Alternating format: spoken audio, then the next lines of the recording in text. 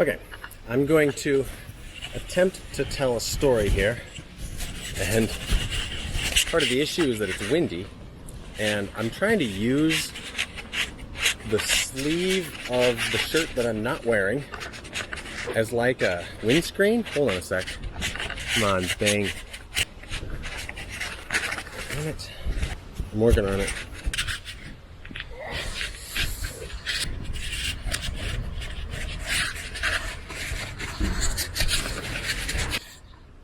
This is a failure. There we go. There we go. That might do it. Okay. Now, the question is, will it even work? There's just so much wind that I was afraid that I'd do a whole video and then get back home and see that it was, garbage from all the wind noise. Anyway, I have a story for you.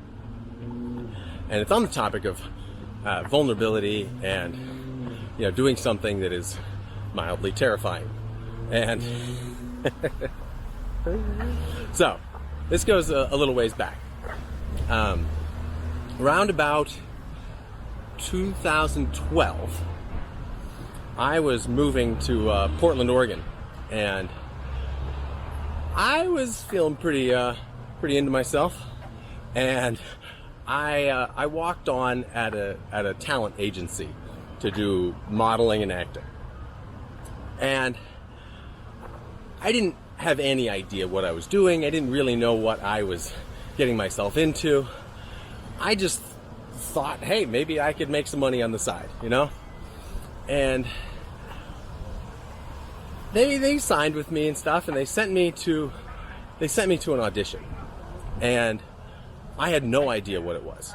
I didn't even know if it was photo or video or what. But I get in line in this building, with these other people, and I finally get into the room where they're doing the auditions. And I didn't know what to expect. And no matter what it was, I wasn't prepared. Because I wasn't prepared for anything. I'd never done it before. So I walk into this room, and there's a table, and there's like 3 people behind the table, and there's a tripod in front looking towards kind of a stage, just a backdrop and a spot to stand, And they had a couple of video lights on either side of the stage pointed right at where you're going to be. And immediately, I'm just like, oh shit. I don't know, I'm just nervous and embarrassed already. I'm not even doing anything yet. And the person who was running the audition, she looked at me, she's like, okay. So the ad is for Fred Meyer, which, by the way, is a department store, sort of like Target in the Northwest. The project is for Fred Meyer, and what we need you to do is get up on stage here and just show us your poses.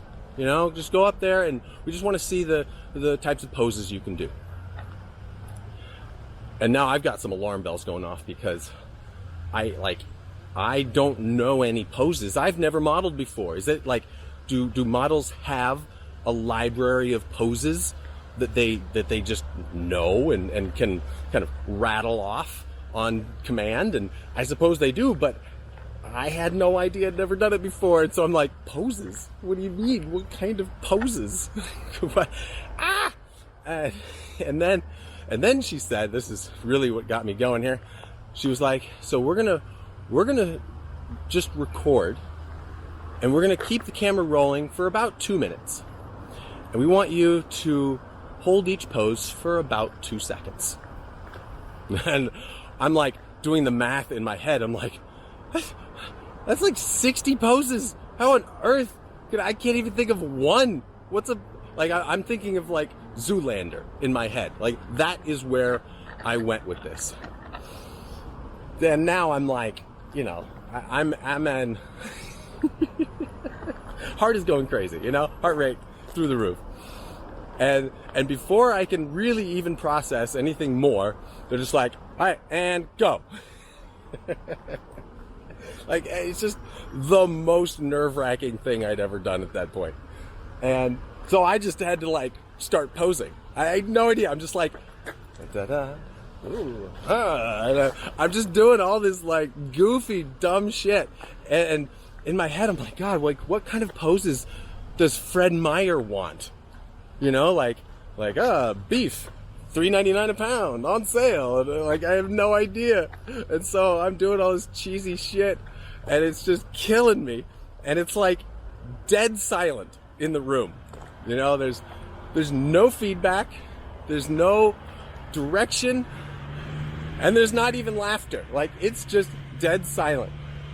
And so after an eternity, that apparently was only 2 minutes, but an eternity, they mercifully ended it. Like, okay, thank you very much, Dylan, and you know, we'll call you. And so I left there, and oh God, I was like, this is not for me. Holy shit. I was just all rattled and shaky. I'm like, this is the worst ever. No one has ever done a poorer job in an audition than that. I was feeling real bad. And, well, I fucking got it. They literally gave me the job. I could not believe it. It was my first audition ever. It was probably like the weirdest in a way. But I got it. And it turned out to be like a Thanksgiving commercial, and it was an amazing shoot. It was so fun. It was an all-night shoot inside of a Fred Meyer, part of a large cast of just one of, you know, I don't know, a dozen people, and it was all done in one take. So it was a single take, 30-second shot with all of these people involved. So it involved a lot of rehearsal, which is why it took all night inside of a closed Fred Meyer to get it done. We finished up at like 5 in the morning or something. And I'm gonna show you the video because somebody put it on YouTube, you know, years ago. And so, okay, so this is it. I'm gonna play it for you. So, you're getting ready for Thanksgiving? You already know you're gonna get this, right? And probably some fresh produce. And if there's no time to bake, this literally took us all night. Fred Meyer, you can also get this and these. Watching some football? Ready? You can get one of these bad boys. Oh gosh. And you can pick up Oh some God. of these. Oh God. About the clothes, okay? Look at me. You get all Look at me. Plus rewards, Look at this. all in one place. Only at Fred Meyer. Oh God, we're gonna do it again. We're gonna do it again. Hold on. And you can pick up some of these. I'm talking about the clothes, okay? Oh so, my God. You get all this plus rewards all in one stop. I love how I sneak in like one more pose there at the end. Look at this guy. Okay. Well, the funny thing about it is that my cheesiness in my complete ineptitude and amateurishness and just idiocy, that's what did it. That's literally what sold it, because they needed somebody that looked cheesy, that had no idea what actual modeling was. And so that oh man, so going to that place and just being like, all right, here it goes, whatever, like I'm gonna get embarrassed, let's do it. That worked, you know. And it's so funny how that's what it takes. But at the time, I still didn't really realize what had happened. You know, I didn't realize the potential if I stuck with it and recognized it for the source that it was.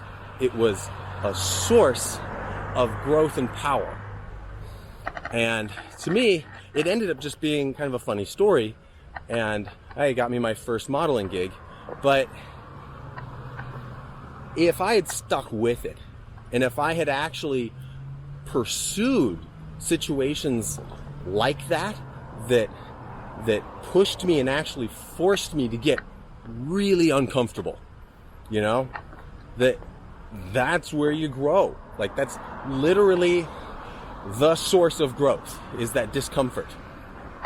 And the more discomfort, potentially the more growth. So that was just, a personal experience of mine a while back where I had this brush with potential, and I grabbed a little bit of it, but I didn't stick with it. And now I'm looking at things and going, yeah, I need to actually cultivate that as a practice of mine to grow. And obviously it doesn't have to be anything remotely like that specific situation. It could be any situation where you're like, oh, this is uncomfortable. And not in like a bad or a dangerous way, but in this is stretching my limits of comfort. And this is inside of my bubble, a little more than I'm used to. And making that a part of how I grow, an intentional part, something that I seek out and produce growth with. Because otherwise, I'll just stay in comfortable land and I won't continue to grow. And I want to continue growing. I've gotten to this point where I'm really starting to recognize both the good and the bad parts of my own personal growth history. And I'm seeing how, so on the example of bad things, I'm seeing how my relationships haven't really grown as much as they should. And so my experience of life is affected by that, because my relationships aren't that deep, and I'm not doing things that continue to grow them.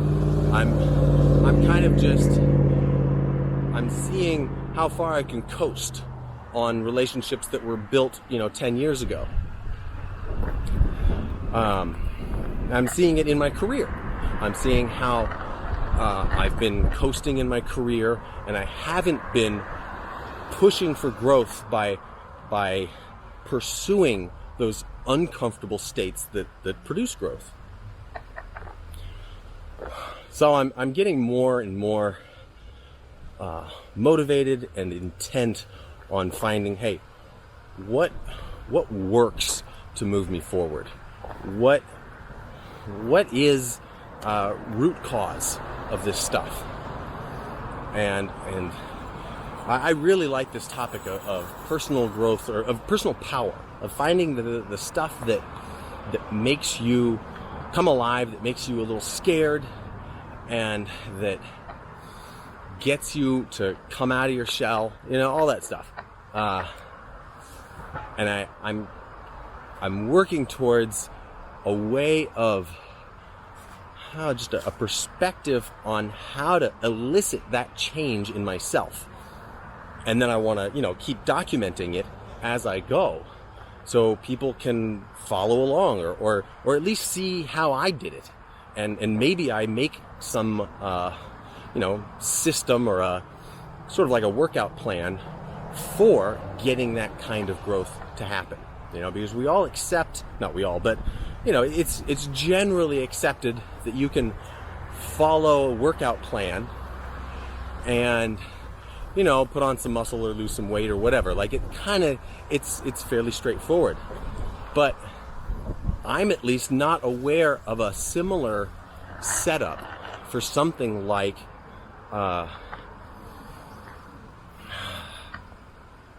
tapping into your inner joyful childlike self and letting out passion and not being afraid of showing emotion.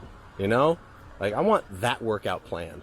I want to create it. I want to talk to people that have done it and see, what all of their paths look like, see how they might be similar or different from one another, and see how I can apply it to myself and see what effect it has on me.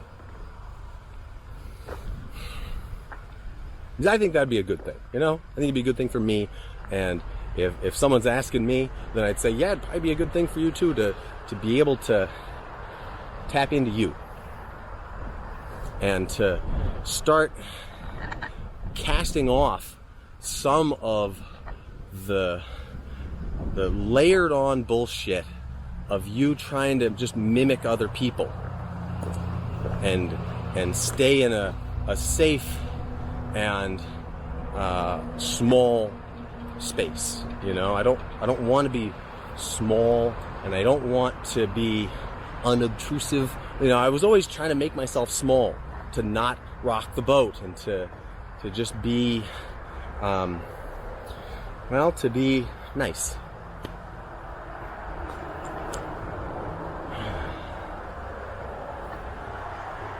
And I have to admit, I don't want to do that anymore. So, this is it. This is part of that process. And it's so cool that I get to do something like this right now, where I get to talk about it in a quasi-public way, and even receive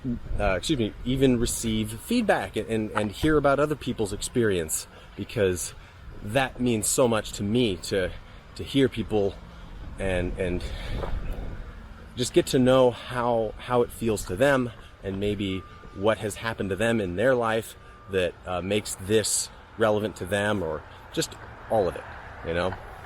It's just too cool to not talk about. So, all right. I'm wrapping. That's it. I'm done. I'm out. Hope the wind was okay. Anyway, thank you. Bye-bye.